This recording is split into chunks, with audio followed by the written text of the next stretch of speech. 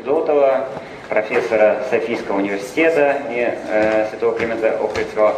Надо сказать, что профессор Федотов человек широчайшей компетенции. Он, хотя не китаевед, но, вы знаете, он обложил Китай со всех сторон. С севера он монголист, с востока он и кореист, и японист. Я думаю, что вот если профессор Федотов, вот Тибет, да, вот осталось немножечко выучить уйгурский, казахский. Я думаю, что практически вас можно будет с полной мере правильности назвать даже не просто сверхкитаеведом. Да. Спасибо большое, это обязывает. Маньчжурский, кстати, я знаю. Да, ну вот да. Вы проникли. Уйгурского не знаю, это правильно, да. Спасибо вам большое, профессор Родионов, за ваше представление. Well, actually, I prepared my lecture, my presentation in English, because English was stated as the first language, working language for this conference. So I wonder what to do, whether I do it in English or maybe I will do it in Russian, actually. You have the article published already. So first of all, I'm going to thank the organizers of this wonderful conference for inviting me here. I'm here with a good colleague of mine, Professor Antonia Stoyanova. She's also in this hall. So we are two delegates from Bulgaria, from Sofia University, Center for Asian Languages and Cultures. As Professor Rodionov mentioned, we are all very close to China in our capacity of Koreanists, of Tibetologists, of Mongolists, because China is a great culture, China is a great civilization, and of course Chinese impact over neighboring countries and nations is unique, absolutely unique. So, as a reference to our friend Gerhard, I will speak English anyway, because I'm afraid that maybe he doesn't understand quite well Russian or Armenian. I would like just to talk about Confucianism in Korea and Confucian rites of passage in Korea. Well, an individual encounters many different stages in the course of life. Everybody knows that. A child grows up to become an adult, get married, raises a family, becomes old, and, sorry to say that, after death, is mourned by his or her offspring. In Korea, may I ask you for the first slide? Thank you. In Korea, the stages that an individual goes through in life and the accompanying changes of his or her social status have significant meaning. The confusion that is likely to follow such changes is taken in stride through a series of rites of passage that are collectively called Koano-sanje, which means coming of age, marriage, funeral, ancestor worship. In the Confucian society of traditional Korea, the coming of age rite signaled that the individual was officially a responsible member of a society. Marriage reaffirmed the importance of the family as the basic unit of society. The funeral rites to mourn the passing of a family member and to overcome the resulting crisis in family's life were austere and complex. The ancestral rite to pay homage to the family's forebears was aimed at strengthening unity and harmony among family members and relatives. Number 2, please. The Confucian coming of age rite, transforming a child into adult, was simple. For the boy, it consisted of tying his long hair into a top knot and bestowing a cut, traditional cylindrical Korean hat made of horsehair, on the boy's head. The ceremony was performed when he reached his 20th birthday. For the girl, it involved rolling braided hair into a chignon and fixing it with a long ornamental hairpin called a pignon in Korean when she reached her 15th birthday. And now a series of slides, 3, 4, 5, please. One after another, but not so quickly. Among commoners, the rite, as sponsored by the village ture, which means farming cooperative, tested the boy's physical strength by having him lift a designated rock. If the boy proved his strength, he was considered worthy of his mettle and thus medaled. Number 6, please. Marriage in Korea was traditionally decided by the senior elders of the two families, and the ceremony was performed in accordance with prescribed formalities.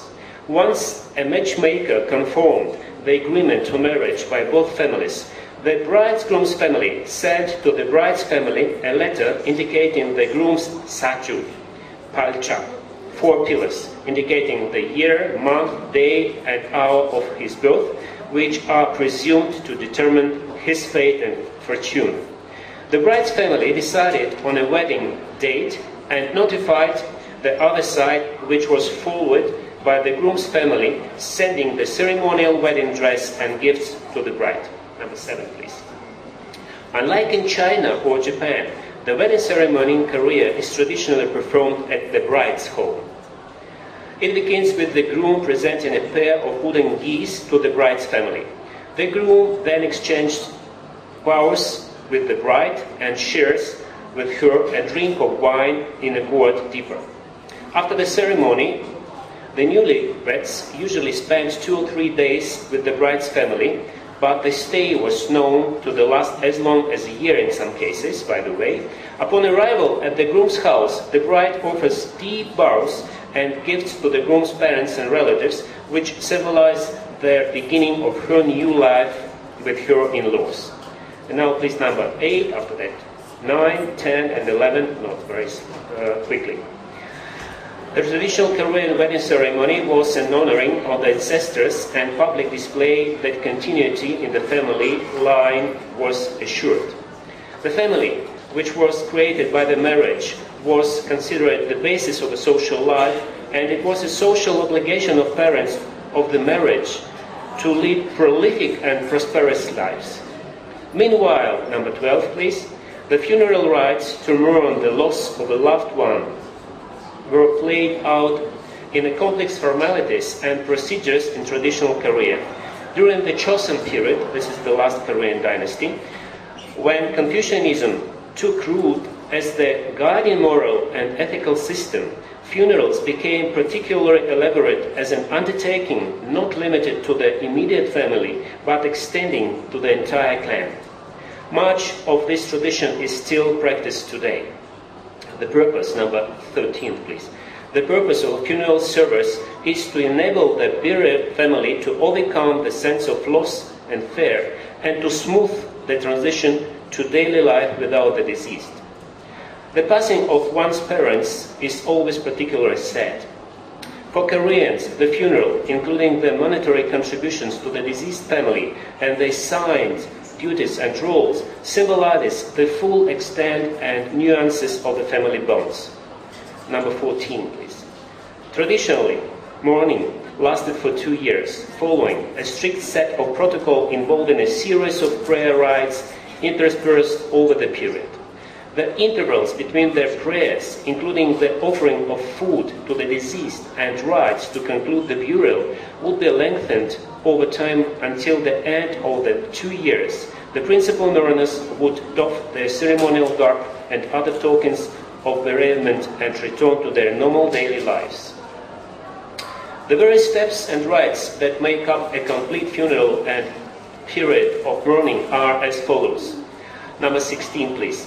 So I will summarize from now on, because, as I said, it's a bit sad. It's a funeral ceremony, but it's a Confucian funeral ceremony. And secondly, you can read all the details in the book. So the first stage is chojo, initial departing. Preparations are made for the hour of death and immediately thereafter. The family discussed such matters as invocation of the spirit of the deceased, dressing the corpse, assignment of roles, and preparation of the casket. As death nears, a piece of cotton is placed on the nose of the dying body to determine the moment breathing ceases. When the breathing stops, kok, its ceremonial wailing in Korean begins. The deceased is undressed and the clothes are taken to the roof of the house, where the outer garment is waved toward the north. And the name of the deceased is called out 3 times. So I will go on. Sup, the second one. It's cleansing the cup. The cup is washed and dressed. The fingernails and toenails are clipped and the hair neatly combed. The loose strands of the hair and nail clips are kept in a small pouch. The undergarments go on first, followed by socks. Sorum, it's wrapping the coat. Number 3. The day after soup is performed, the outer clothing and the cover with which to wrap the coat is laid out. The upper garment goes on first, followed by the lower one. The other pieces are added on to form a square, which is followed by the final cover. Number 4, Terion. It's placing the coat in the coffin. Before placing the coat into the coffin, ash is sprinkled on the bottom of the coffin. A thin board with 7 holes standing for the 7 stars that make up the Big Dipper is put in place, followed by a mattress. The coat is set in place with empty space being filled with old clothing on the deceased. The coffin is shut and fixed with knotless nails and then covered with the final wrapping. Number 5, songbok, dressing oneself. There is a set of procedures the immediate family and close relatives must follow in wearing their mourning clothing. It includes the duration for which the clothing must be worn: 3 years, 1 year, 9 months, 5 months, or 3 months, depending on one's relation to the deceased. The practice calls for up to the 3rd cousins of the deceased to dress for mourning. Once everyone is dressed, the principal mourner, typically the eldest son of the deceased, offers a prayer to indicate that all have gathered. Number 6, Chosan, visitors paying homage. Visitors come to express their condolences to the buried family. At this time, when the principal mourner wails, the visitors is expected to do the same before the altar of the spirit of the deceased. He then bows twice before dismissing himself. An exchange of bows with the principal mourner completes the act of paying homage. Number 7, is it still there? Yes. It's Munsang, hearing of death. Sometimes the principal mourner is always when a death is in the family occurs. If it's the death of a parent, he must first wail, change his clothes and start out on the trip home. During the journey, and when home finally appears in his sight, he may wail again. Upon arriving time, he bows twice before the deceased. After changing into his mourning garb, he wails again. Next slide, please. Chijian, preparing the gravesite. Okay, very fast. Number 9, without figures here. Number 9 is Chonggu. It's removing the cock. Number 10 is starting a funeral procession. It's Pali in Korean. Kunmyo. Kunmyo number 11, it's arrival at the gravesite. After that, Pangok, waiting upon the tomb, comes out. After that, Uje, rites to console the deceased. Finally, number 14, Cholgo. Right, please. It's end of wailing. Now it's the time of Puja. It's placed in the tablet, special tablet, of the deceased is placed along with those of his or her ancestors. Number 16, or next one, is Sosang. It's so-called small service in Korean. This memorial rite is held 13 months after the death to mark the first anniversary. After that, Taesang, it's large service. This memorial rite is held 25 months after the death to mark the second anniversary. After that, Tamje, when this memorial rite is held 2 months after the Taesang. And Kilche, the last one, it's a good rite in Korean. This rite is held the month following Tamje. Well, in addition to these elaborate funeral rites, Koreans have handed down a rich tradition of ancestral memorial rites through numerous rituals that honor the spirits of the ancestors and seek their blessings for their living descendants. The rites provide a connection between the dead and the living. After that, number 19, 20, 21, please. Yeah, thank you. Some slides. Koreans of old believe that the world after death is not entirely separate from the present world, but exists on the same continuum. It's a very interesting point of view, by the way. To worship one's ancestors and to give them continuity in life through offspring was considered the primary responsibility of filial children. To this day, devout Confucians offer services for their parents, grandparents, great-grandparents, and great-great-grandparents on the anniversaries of their deaths. In addition, the ancestors are offered the so-called tare, tea rite, on the morning of fall holidays such as the Lunar New Year's Day. They are also offered the shije, time rite, at their gravesites. It is sometimes said that these rites breed clannishness and exclusivity. However, they also nurture intergenerational bonding and pride. And the last slide, please. Yeah, this is my thank you, my xie and my Sinological for you. Thank you. Is it right in Armenian?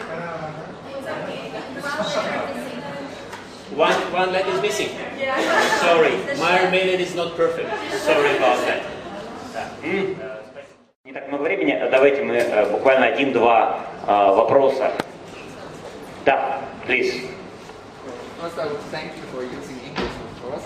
And then, question, you mentioned that it is used in Korea today. Yeah. So, how widely is it used? Is it only used by older, more conservative people, or do still modern young people use It's those? nationwide ritual. Yeah. It's nationwide By ritual. everybody? Well, let's say as a family.